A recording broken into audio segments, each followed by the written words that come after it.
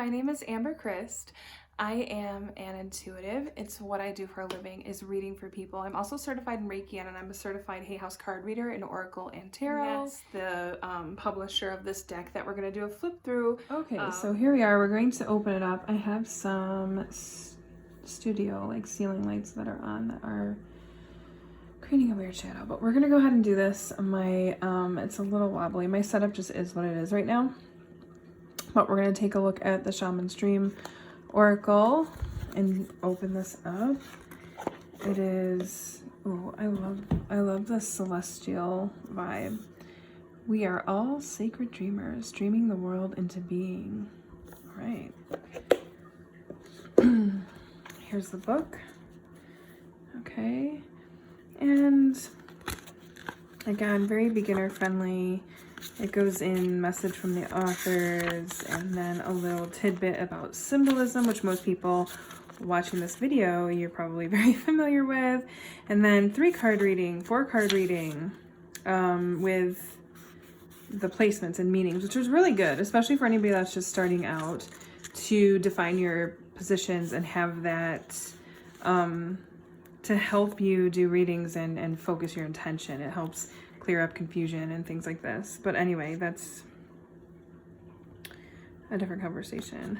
Okay, so we have the name of the card, keywords, and then it's a little tidbit. No, it's not sectioned off or anything. It just talks about the card. I think their last deck, there was a few different sections. The book was a lot bigger, but that's okay.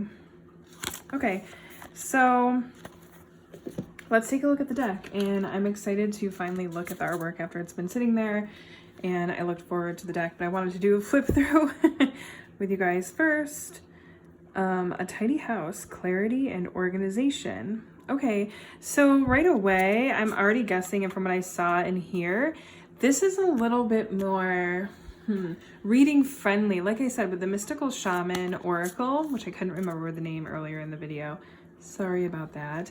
But anyway, people would say it was hard for them to read with, and it is like a unique deck. I get along with it very well. But this one then is going to be easier because we can see already very clear about the energies, and I imagine the archetypes that are popping up about a tidy house. And look at this. I love the artwork. And I love that there are no borders, right? I mean, if creators learn anything from people like us who are using YouTube and doing flip throughs, that we don't want the borders, usually. Beloved, radical acceptance. I love that. And there's a hint of the heart, and acceptance is in that heart center. Acceptance opens up that heart center and allows us to receive. And it says beloved there. So this could mean a few different things. There's almost a hint of a figure in the fire as well, a hint of a bird there, you know, and for me, and I'm used to finding images in fire or using fire as like a scrying tool naturally. Like since I was a kid, it was just something that I would look in and try to see images and stuff. I don't actively do that now, but it's my instinct. So I'm already looking into the fire. I can see the head of what I would see as like maybe a phoenix, whatever jumps out at me, then I would apply to the reading. Sometimes in the cards, I'll feel heat or a buzzing, like feeling which card to pull from, or see in my mind what card I'm supposed to pull. And then images on the card will also be vibrant or highlighted in some way when I'm reading. So benefactor, grace and generosity. Oh. And this is, oh my God, there's two of them. I was only seeing like the one, but so those two little mice or rats, I'm not sure, with these mushrooms. Oh my God, they're so cute. Yeah. They have wings. I love this. Oh, is this begonia or something? I can't remember. So I love that. Benefactor, grace, and generosity. You can already see they made this deck a little bit easier to read with, I think. They must have known that. Wow, look at this. Caterpillar. Opportunity. Wow, the color. It's like, wow. This pops compared to, it stands out, I mean, compared to the other ones. Look at the eyes going up, that caterpillar figure, the violet blue color. I love that because it does pull when you're in, I mean, the image of this caterpillar, you know, hints to a lot of different things. And the color of violet, and we have soft violet, white like colors in there, pulls to the upper chakras. I mean, if you use that as a metaphor, but I like that, like the process of transformation and the idea of the caterpillar and things and what that really involves. And that process of transformation, there is kind of a call to the upper chakras there. I love that.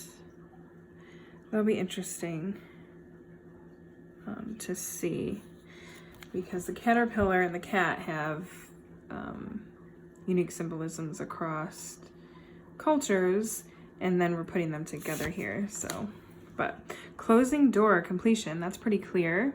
Number 5. I like that 5 is in numerology is a number of change, swift change, really. It moves pretty quickly. When this comes up and when we accept what's going on and we actually close a door, we can really speed things up. And rather than being at a threshold and being sort of stagnant and resisting, resisting the completion or the ending of something. So I love that. That is a nice. This artwork I really love. Oh, Cosmic Womb, the Divine Feminine. Oh my God. Oh, I love this. Oh, I'm sorry for the shadow on there. Bummer. I have very limited resources right now, so this is kind of where we have to do this, and I'm not happy with the shadow on there, but that's okay. And look at that. It's just this gentle, like, impression of geometrical shapes, a little bit of a, what am I trying to say? Like a zygote there, or you know what I mean? A figure. Cosmic Womb, the Divine Feminine, or being, I should say. The clouds. This looks really pretty, very dreamy. It's very plain. It comes off at first at plain, but when you really look in there, it comes off kind of plain. Look at that shadow. I can't do the shadow. No. Covenant. Sacred contract. Okay. That's cool. I love that. I love the blue communication. Looks like it's above a labyrinth there. Okay, which is a great symbolism. Contracts, so obviously this could come up. It says sacred contract. I'm guessing like in it, well, I know, and in reading this could come up in a lot of different ways, and it could mean probably like a literal contract for your client, or a commitment to something that is going to be birthed from the non-physical, because it's a sacred contract. But I mean, you can already, I always kind of look at the book, memorize the book, if you will, even, because you never know if spirit's trying to get you to know, like pointing out one word in the book. I've had that before with readings where it wasn't really talking about the card meaning for this one person. Because it had said womb in the description, even though the card didn't. This is an example. I knew that it was pointing to an actual womb. So anyway, without getting too far into that, that's like another story, but how the cards communicate and the system, because even though divination systems are phenomenal and wonderful, once we're using a system, there is still a construct, there are limitations. So spirit wants to latch on to everything. Images, numbers, if you know the guidebook, it might be calling you to the last paragraph or one specific word, like I've experienced before. But so not even having looked at the book, I can look at these cards and already see how they would play out and be very relevant and are kind of easier to read probably for a lot of people than their last deck that they collabed on. Crown Games, right use of power. Okay, number 8. And we all know 8. That resonates with money, business. 8 people are usually good with business or in business. So, okay, let's see.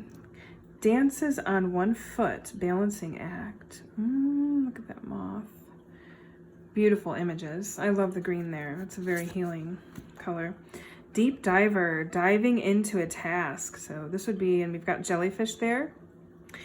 10, which would reduce to a 1, taking the lead. Deep diver, diving into a task. This is like a green light.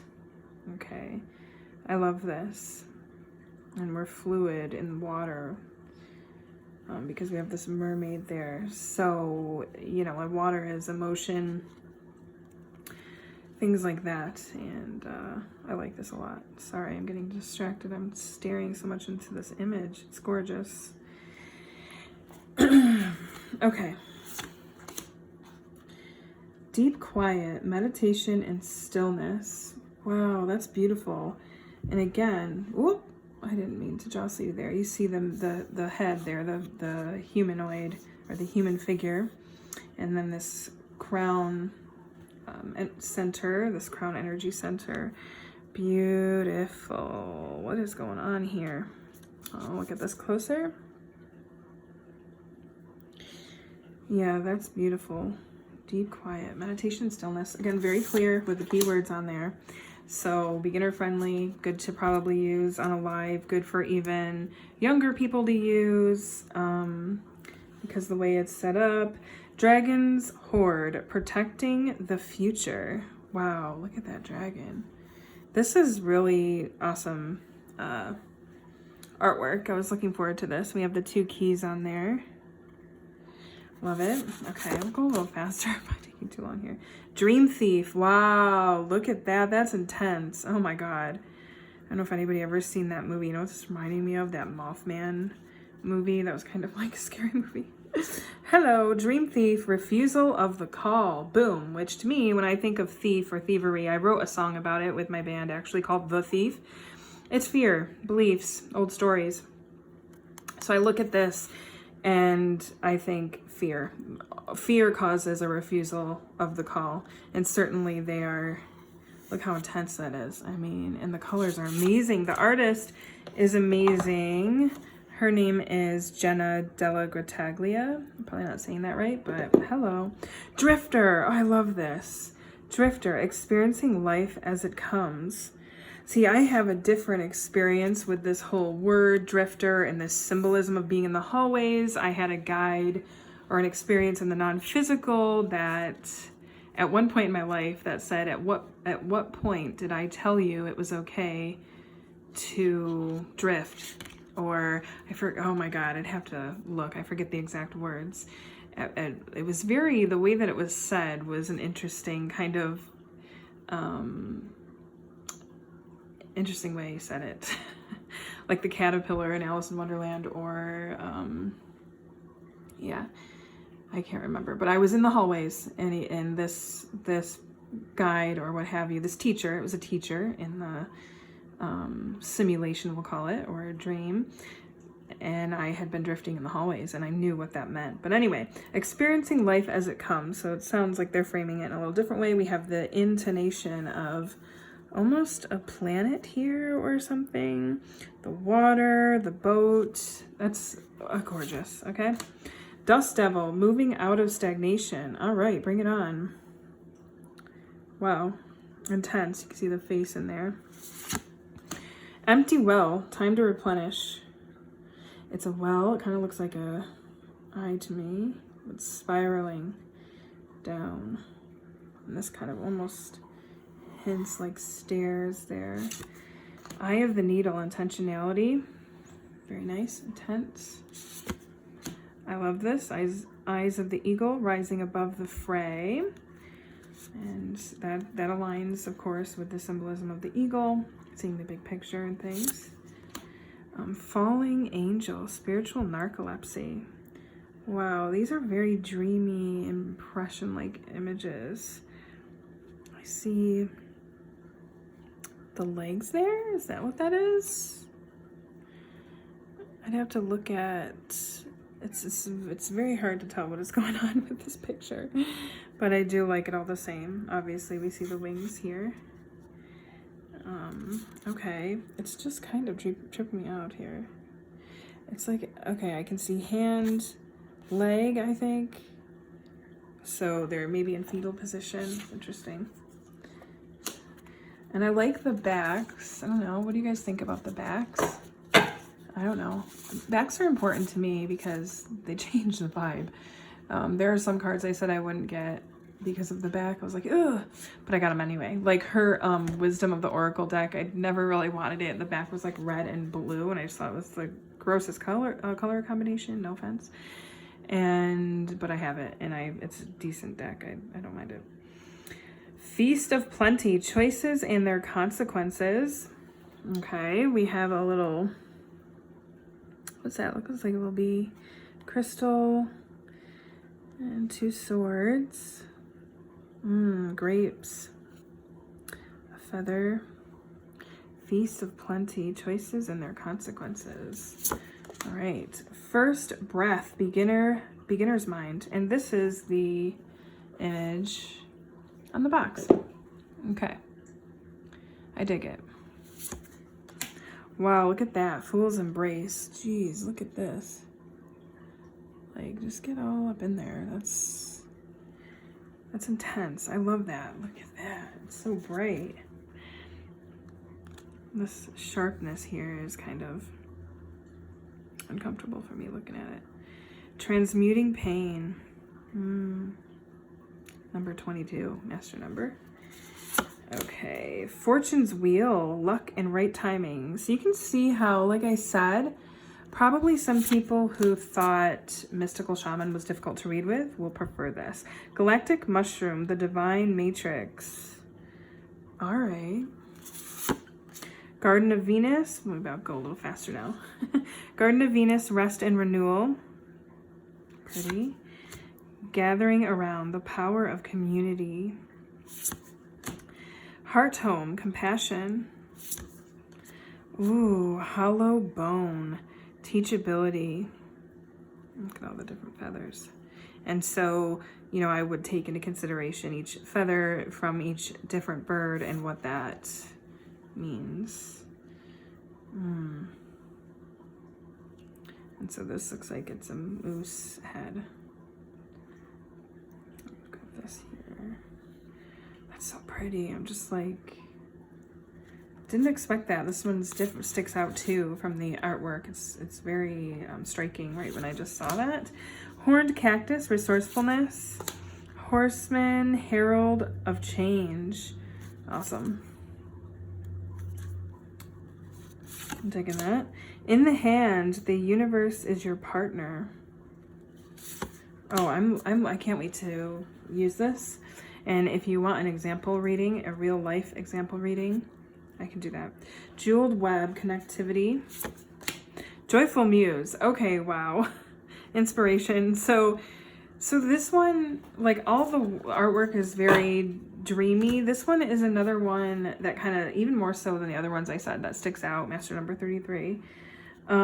Which makes sense with Joyful Muse, inspiration, the paint, the music. And creativity isn't, we know that creativity isn't just reserved for those sorts of activities. Just creating our own world is creative. It's a primal spark that cannot be thwarted.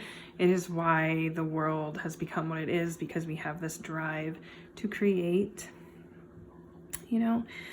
Okay, so let's see. And I mean that we're not living in caves. We have evolved and created all these things. That's a creative process, even if it's, we look as intellectual or somebody who's engaged in math, or we think of somebody like Einstein, we think, okay, scientist, right brain, but very intuitive. His work was very intuitive, and you know, you can tell by looking at some of the things he said in his work. But anyway, so this, I like this, but it sticks out. It's kind of silly, you know what I mean? I think that I wouldn't have minded a different image with this one that would kind of gel with the deck a little bit better, but you know, it's a cat with glasses that are moth wings, you know. So Lay of the Land, Ancestral Wisdom. Lost Compass, getting back to integrity. Lost in Space, wow. Needing direction, beautiful. See, that's so dreamy. These are so dreamy and beautiful. And then we have that cat image with the that's very sharp. The imagery is very sharp. Magician's sword, confidence in your magic. Many masks, the authentic self. Ooh, I like this. Oh my goodness. Okay. Metox, repairing the body, mind, spirit. Metox. Mindful, groupthink. Key right there. This is a face with eyes right here, and the key, the keyhole there. So right away, things are jumping out. Music notes, umbrella, clock there. Okay. Moon Maiden, new beginnings. Whoa. Netcaster, preparations come to fruition. Overflow, overwhelm and plenty. Perfect storm, the courage to step into life. Repairing the veil, forgiveness. Okay. Necessary. Root girl, the disowned self. Wow, okay. And there's like this, looks like a baby, a child's face. Okay, my alarm went off and then I got a phone call and it interrupted the video, and which I didn't realize, and I kept going, and then I mixed the cards up and all of this stuff. But anyway, we have number 46. I was pointing out the little snail-like creature right there. But root girl, this is the disowned self. Okay, Skybridge, possibility for union. Whoop. Sky dancers. Well, let me stop. That's a little shaky. This thing I have is a little shaky. Sky dancers, surrender. Skywriting, the fates. Like, I love that. That's gorgeous. Spirit of the river, movement toward adventure. Stars in the sky, limitless possibilities. I'm going a little bit quicker because it's interrupted and already went through these. Myself, straddling worlds, wandering between realms. Stranger, curiosity. I love this. The crossing, initiation. That's a powerful place to be in life there at the threshold. The farther gate, bold step forward. Oh, look at that. Very dreamy imagery. The shaman's dream makes sense, except the one card there to me didn't seem very dreamy. The kitty cat there, the muse card. That's okay. The wall obstacles. Unmarked trail, revelation. Look at that. So, and then it looks like there's the labyrinth there. Okay, vanishing mirror, ego, sublimation. Wailing tree, reconciliations. And this is powerful. Look at that face and anguish there, and what this might mean for a client, their ancestral patterns, or the people, even their parents or who came before them, and what was experienced and what's being carried forward. What this means. This is really intense. Watchers, transpersonal. All right. Beautiful colors. Whale song, resonating. Willow the Wisp. Gotta love the names. Treasures hidden in the shadows. Winter's Dream. Gestation period. Woodwives. Adaptability. Love all the tree imagery. So let's pull a card. Let me get the rest of the deck. Shuffle a little bit more.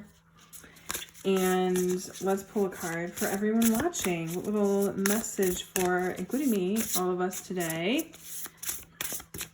Why not? And we'll read from the book just to get a taste of their explanations for these cards. So, and I'm just going to feel where I feel drawn to pull from. And it's right there. Ooh. Cosmic Womb, the Divine Feminine. Okay, so let's read the explanation in the book. This is Chevron Amethyst, and I just got this. Everybody's pretty familiar with amethyst, but I'm loving this. Okay. Where are we at? We're at, okay, that's number 6. So I'll read right from the book. Cosmic Womb, Creativity, the Divine Feminine. The cosmic womb is a reminder that you're undergoing a beautiful process of birthing a new self into being. You don't know who or what it is yet, but you know it's full of life and love and passion and spirit. It's the perfect expression of you, imbued with love incarnate and ignited by the vital spark received from the divine. If you had a difficult time in recent memory, feeling dry and stagnant or lost or unsupported, this is changing right now. You will feel newly inspired as so many ideas beckon for your attention. Know that you're safe to explore the expression of your rejuvenated creativity, releasing all judgment as your curiosity is piqued. You're in the most fertile cycle of your life right now, intuitively keen, with heart wide open, mindful that each step in the direction of your dreams and desires is effortlessly supported by all the divine helpers in the unseen realms. So, and sorry for the shadow there that's being projected by my tripod or whatever. So beautiful. I relate a lot to that. So I'm going through, my creativity is returning, and I'm allowing myself to expand in things after being a bit contracted. So hopefully that resonated with you if you found this video. And I can't wait to get acquainted with this. If you want me to do an example of a real life reading, that means a volunteer, you know, an actual someone where I can discuss what the placements mean and what the cards meant for the individual and things like this, just let me know in the comments. But I can't wait. I'm going to be getting acquainted with this, using this on lives with people and for self-reflection. So pretty cool. All right, you guys, subscribe, like if you're down for some spiritual storytelling content, readings, divination, all that stuff. Take care.